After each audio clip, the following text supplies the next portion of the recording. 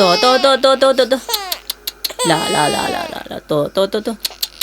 Oh, kanana no. To. To. To. Oh, to.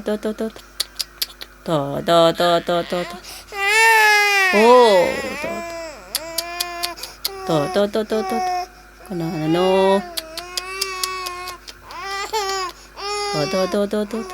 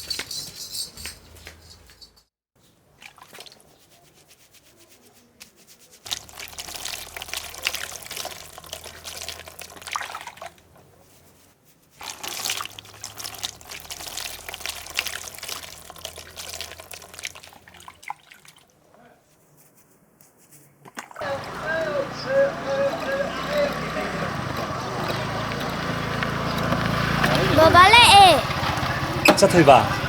kể cái baba. Bây giờ lôi rồi cha bò. Lôi đấy baba. Sen nang ya wal pa se. Cái wal cái tiền mà se. Pero ngang. Suhala maroida. Suramani. Angasa ai ne haigi basingdo lo yaure. Sakau bani na ne he na pu badu so ipam de. Hoi. Nang ya pa ma do fa de. Ado khoi gi di thong thak pudi loi ra bo. Kai wale. Loire duni ibi mai bani na loi thonga ma bani. Iron badu dunia baba na lon bige de na thama ma bani. Imana su ibi mai bani maksat to ni na ne loi siluro na haira ba. Adu tamo. Bi ma hum da pige da ba muga phani hum do. Ado ima da pulap sinara ma bani ba. Adu da sel do hapaga ne tamo na pibiro. Hoi phare yar. Nang lo singa da do lo sin jaru ro. Ndu ga ne ngalinga si thin bira magi. Lam ga lap ni na yade. Hekta thinge ba. Ai budi loire. Ado abungo do khara lo sin bi. Ai lo shalaga se. Oi. Se.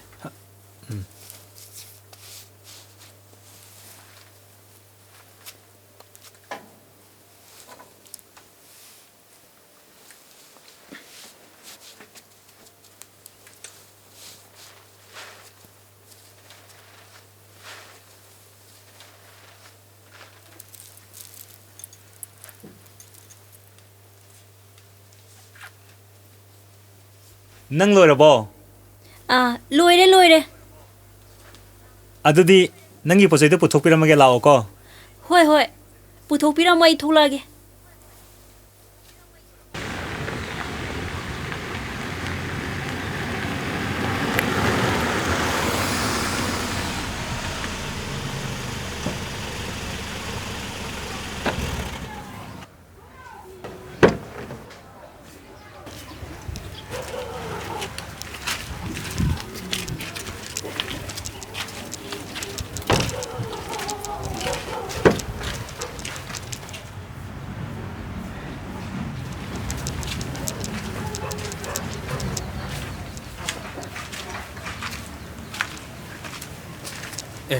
이제 이봐이 ꯊꯦꯡꯉꯤꯁꯦ 이봐이 ꯏꯇꯦ ꯆꯪꯉꯣ ꯂꯥꯎ ꯂꯥꯎ ꯑꯕꯨꯡ ꯂꯥꯎ ꯂꯥꯎ ꯂꯥꯎ ꯑꯕꯨꯡꯉꯣ ꯑꯕꯨꯡꯉꯣ ꯂꯥꯎ ꯆꯪꯉꯣ ꯂꯥꯛꯑꯣ ꯂꯥꯛꯑꯣ ꯏꯁꯨ ꯃꯆꯥ ꯆꯪꯉꯣ ꯂꯥꯛꯑꯣ ꯊꯦꯡꯃꯜꯂꯦꯅꯦ ꯅꯣꯏꯕꯣ ꯄꯥꯕꯨꯡ 이마 ꯑꯩ ꯆꯠꯆꯔꯨꯈꯤꯒꯦ ꯉꯥꯏꯍꯥꯛ ꯐꯝꯈꯣ ꯀꯩꯗꯧꯔꯒꯦ ꯏꯕꯨꯡꯉꯣ ꯑꯁꯣꯝꯗ ꯑꯩ ꯑꯃꯨꯛ ꯉꯥꯏꯔꯝꯗꯣꯏꯕ ꯑꯩ ꯐꯝꯖꯔꯔꯣꯏꯒꯦ ꯐꯔꯦ ꯐꯔꯦ ꯐꯔꯦ ꯆꯠꯂꯨꯔꯣ ꯆꯠꯂꯨꯔꯣ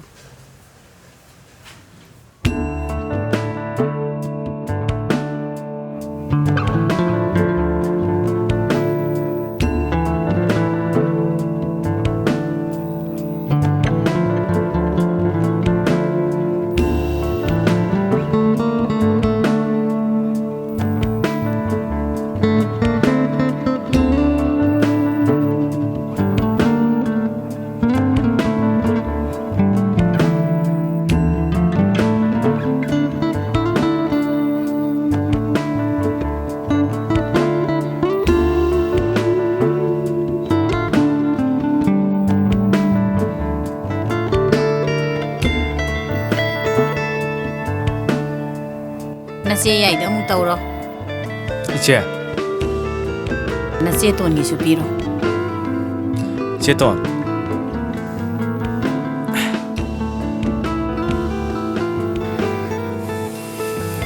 ꯅꯨꯡꯉꯥꯏꯕ ꯌꯥꯏꯐꯕ ꯑꯐꯕꯇ ꯑꯣꯏꯔꯣꯀꯣ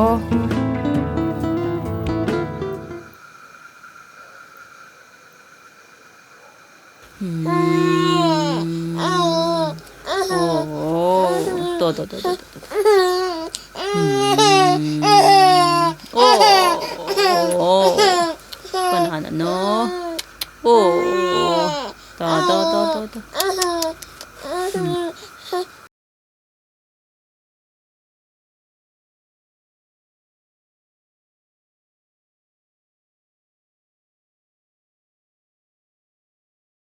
Langoge.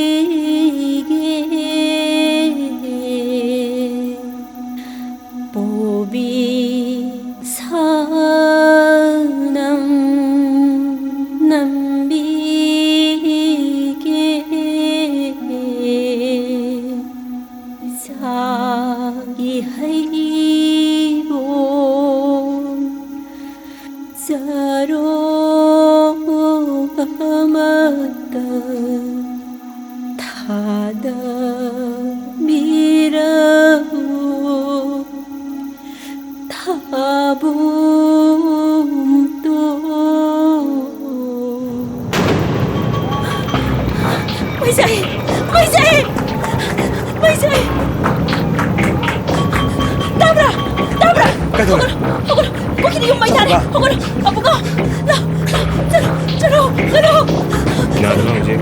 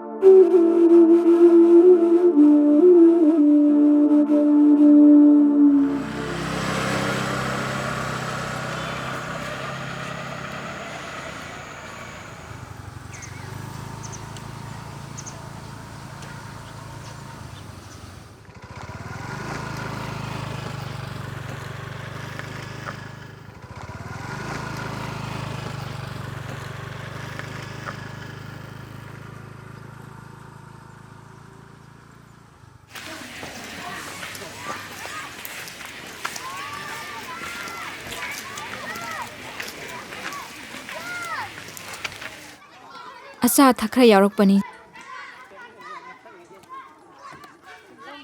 Ibemsa, Thoibi. Nasiyese, karamba matamda, yumda hallaga. Isa singa mapaga, nena taana layba phangdoino khangde. Ay, yamna kapninge. Aina kaplaga, isa singsina kamdoba kallubada. Ay, kapangamdi. Ay, yamna wa. Asumna punsida tholakani haibase. Ay, mangda phau mang. As, ise, to ose, pakhanda khanjalurano. Nungai ba wari sanase. Ado, handa ki chakau basidi kamdausiga. Nongma yumda laaga sak chaminana boina pulasira. Natragana chakau bu numita oina punna satminarasiro. Se, kaidaugi sumlao. Chahi khudingi leptana dum korokpaina nungaiteba. Chegi lapham tokbudo sumlao koiche. Dadaga nganta lawbalage adu khoidagi kiheraga pulap chapminaraseba. Koiche. Sakauba haibasidi sahi khudingi lakadaba leire. Handaki laibaki irangsiga. Aigi pibamsiga. Aigumbi kayana lana sida awaba sai thing mayok nariba. Laibak sigi irangse kayam kuina khangkhidoina Aikhoigidi Yumai Tadok Bik Lepam Kangdana Mapam Masida Lady. Adubu, Aigumbi Kaya Amadi, Macha Mawa Kaina Bagi my Chagna, Kayam Warungani. Ichagum Laba, Ichagum Labi, Edugi Mamma passing Aduna, Karam the Lelongani. Imamaira Baby Kayana, a hinung till Kangdana Kayawana Kalangani, Kunyak Libania Haiduna. Saba takpa kangdaba makai laina tina maraktuda lele besini nausing aduna karam nele lamgani mithana bidraba ai khoigi state forcing aduna yathangak libani haiduna ahing ning til khangduna leiri kayam kuina no asumna mapi mapa oiriba singa suna yengduna leiga dori basibo As, akhoi chegi luna khanjangan basina boiche. Kharasu laithongna khanma tamu boiche. Kari kanana ba depression na na bani. Se. Kaidau duino thoba marai lakjarani. Kanne kanjalaktana akhoi myam si loine siro mathang sakau bagaido akhoi bu phangidra boiche. Kana dese. Ise sumla pham thokpudo la obo koiche. Thoibi nangbu mai tairo kukiro Nangbu karamba makhagi mino haiba karamba makhagi mino haiba Namangda thogliba thogdoksing asibu kari ta khangda baroba Aina ngasi mafam asida leiriba sibu nang kari ni haina khange Wakhal yaudaba noigumba kaya amana chakau ba haiba sigi wahan thok khangam loine Lahan sida macha mawa kaina raba kaya nadi kari khalangani Natindi yo tharaga mukta khallune Aigi nauni haibade ikai serine Nasado wana nabani. ꯑꯩꯈꯣꯏ ꯊꯣꯏꯕꯤꯅꯅꯦ ꯌꯨꯝ ꯄꯥꯟꯕꯒ ꯅꯧꯔꯤꯕꯅꯤꯅꯅꯦ ꯑꯉꯥꯡ ꯈꯔ ꯑꯣꯏꯔꯤꯕꯅꯤꯅ ꯆꯥꯛꯀꯧꯕꯗꯣ ꯂꯥꯛꯅꯤꯡꯗꯅ ꯄꯉꯥꯡꯇ ꯉꯥꯡꯖꯔꯤꯕꯅꯤ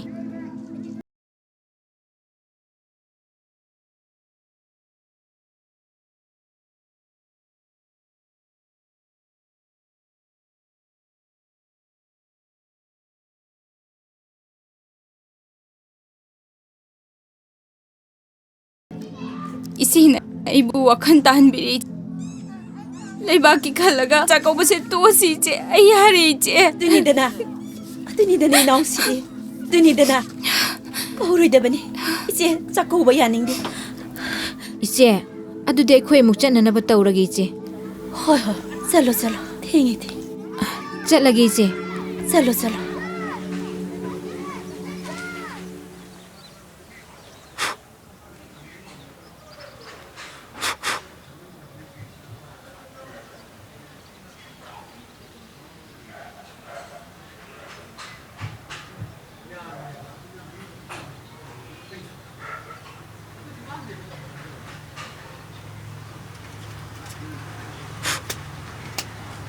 이봉원 남분네 제가 뽀뽀하는 분 어떠로? Hoi baba. Che chobidubudi che toni se aiga chalaga unawre haibani. Khangdida ai sije gi manak tamta di chaning bani. Laikai khulngak pasida ba isi gi manak tamta chatpa phangde. 이마가 ꯆꯠꯂꯨꯔꯁꯤ ꯀꯩꯗꯧꯔꯒꯦ 이bungo 나치에도 ꯑꯩꯈꯣꯏ ꯎꯔꯒ ꯋꯥꯈꯜ ꯈꯔꯗ ꯑꯣꯏꯔꯕꯁꯨ ꯅꯨꯡꯉꯥꯏꯖꯒꯅꯤ ꯅꯆꯦ ꯆꯧꯕꯤꯅꯗꯤꯅꯦ ꯀꯧꯔꯨꯔꯅꯨꯅ ꯍꯥꯏ ꯑꯗꯨꯕꯨꯅꯦ ꯅꯆꯦ ꯑꯅꯤꯗꯨꯗꯤ ꯆꯥꯛꯀꯧꯕꯁꯦ ꯌꯥꯝ ꯂꯥꯛꯅꯤꯡꯉꯤ ꯆꯠꯂꯨꯆꯣ ꯑꯈꯥꯡ ꯀꯟꯕꯤ ꯅꯆꯦꯅꯤ ꯁꯤꯗ ꯂꯩꯌꯨ ꯍꯥꯏꯕꯁꯨ ꯃꯀꯨꯕꯣꯛ ꯃꯅꯦꯝꯄꯣꯛ ꯀꯩꯔꯣꯜ ꯂꯩꯀꯥꯏ ꯏꯃꯨꯡ ꯃꯅꯨꯡ ꯄꯨꯟꯅ ꯂꯥꯟꯖꯦꯟꯃꯤꯟꯅꯔꯛꯄꯅꯤꯅ ꯃꯈꯣꯏ ꯈꯛꯇ ꯂꯩꯌꯨ ꯍꯥꯏꯕꯁꯨ ꯌꯥꯗꯦꯗꯣ ꯅꯆꯦꯗꯤ ꯍꯥꯟꯅꯗꯒꯤꯁꯨ ꯂꯩꯕꯥꯛ ꯃꯤꯌꯥꯝꯒꯤ ꯊꯕꯛ ꯊꯧꯔꯝ ꯇꯧꯕꯗ ꯃꯤꯒꯤ ꯃꯇꯦꯡ ꯄꯥꯡꯉꯤꯕ ꯃꯈꯩ ꯅꯨꯡꯉꯥꯏꯖꯕꯤ ꯅꯆꯦꯅꯤ ꯅꯆꯦꯒꯤ ꯑꯅꯤꯡꯕ ꯑꯄꯥꯝꯕꯗꯗꯤ ꯌꯦꯠꯂꯨꯕꯗꯤ ꯌꯥꯔꯣꯏꯀꯣ ꯅꯆꯦꯒꯤ ꯃꯅꯥꯛꯇ ꯑꯃꯨꯛꯇꯪꯗꯤ ꯆꯠꯂꯒ wari sarusu Hoi baba. Ichegi manakta chalaga ai wari phajana sanaurage. Baba, mama. Lan chibu kyam kuine tokhidoino. Ai ko kasi loi ngawre ba. Wakhal kasi amata thoktre. 이붕어 레바키 타박 떠보다 터모이 시행나 또 와칸 빅타베야 되고 Hoi baba.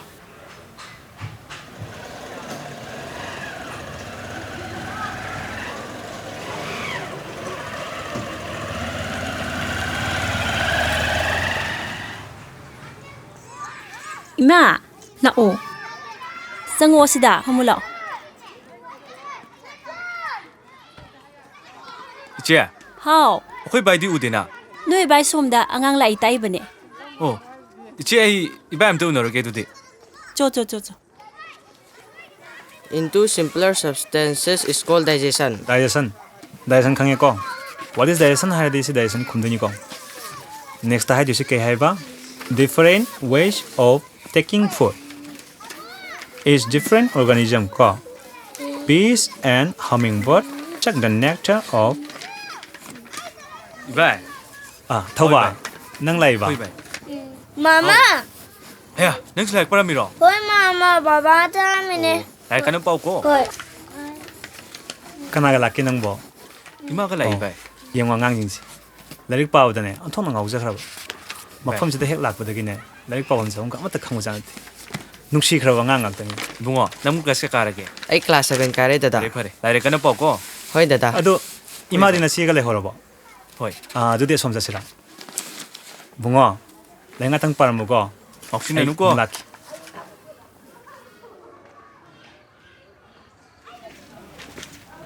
Nangdi khulnga ko chali na to. Chali bai. Sakadam. Laba ki thabak thorum to bose. Thamo chenga to godam. Bai. Imung ma se madane.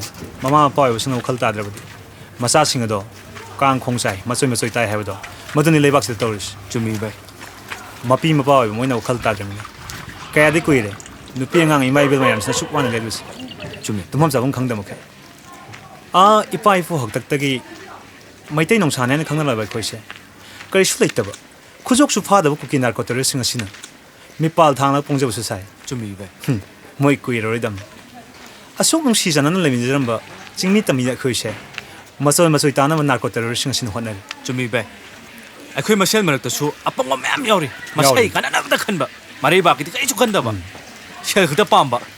시대 나 때 이바이 미시미나 토가 농아이 잡아 강고 오마 아두고 이바이 아쿠이 마셀 하나나 먹어나보다 강네 때 이바이 에이도 마시니 레박시다 떠오르시 마통으로 강무자한테 이마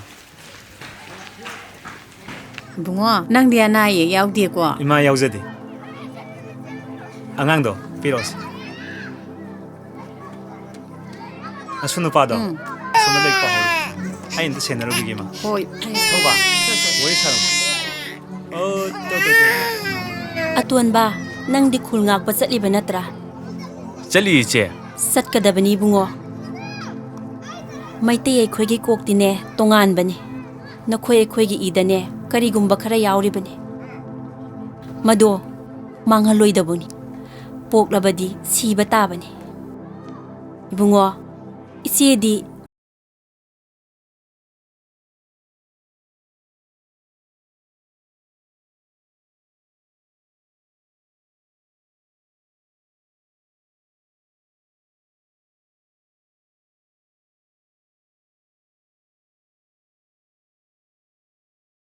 Ibungo, isi na pamdaba masu leirine.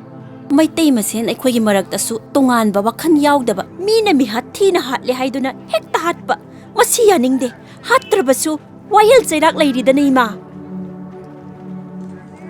yare yare to nangsu wakal khara nungai janaba isu singdo puraga yumda laudana Ima bu mayra paibi na tabrane ima.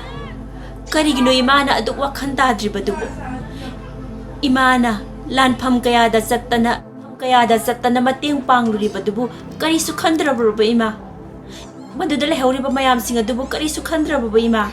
imase nanau nupi anina lakning manbadu ubaduda miyamgi wakaw thuure phare sako bose nang lauranu miyamgi khallaga tosi 마 아쿠이 제나이 샴좀 에슈야 닝이 이제 레바키네 하이드나 이마나 타복 더럽게 아짜또는 마땡 방으로가쇼 시에도는 복답 비병한비 남담시기 이마 이별 제이짤 마얌나 얌따르가디 ngasi khune thoi berang chibu torong kidro ngasi khune warise masigi nungai ba soidana lakhini iche yamta khalonu se iche na pamda ningol chakobudo tosi ai baba ga suwari sanarabani iche gi kari apam pamda lege do khangtokena imaga lakpani pharese akhoju jana ba toroge ima chalasira hoi chalasi bema nang wakhan pangkhan khanjan ganu ko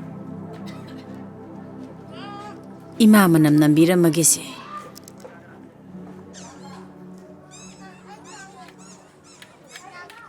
cheksin layu ko angang singdo na da yektana ba kan hono ko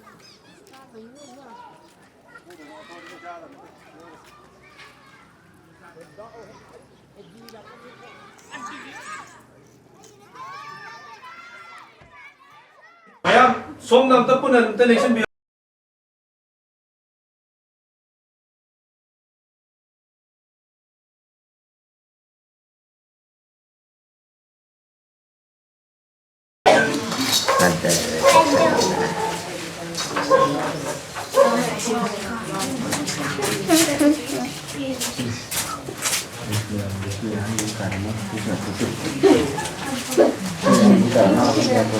나보고 파문해.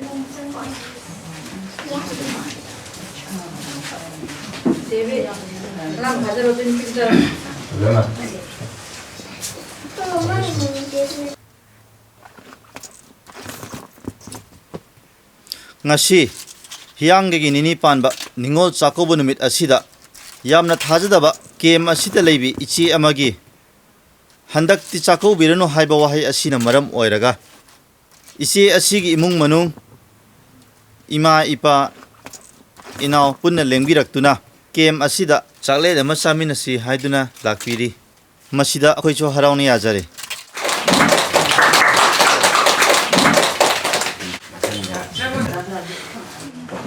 Relief camp masigi organizer gi secretary amoina aina haijaring badi lupa singna su isan isi ngakani khalaga punna saru yamina si haijari aduga chako wasiga mari leinana chakle nama sindi gani haiduna lengbi rakniba isala sibu pokpi bi इमादगी वाही खरा थम्बिनबा मिसिंजरे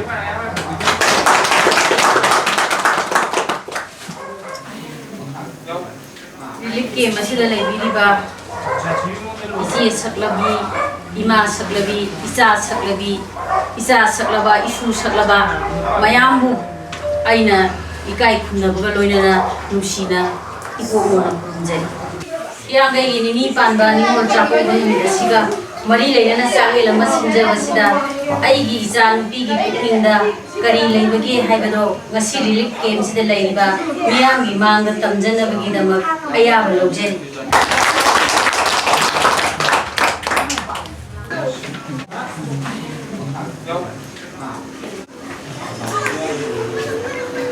अहमददा relief camp असिदा लेबिरिबा अहलमन Nangare सिला सात्रना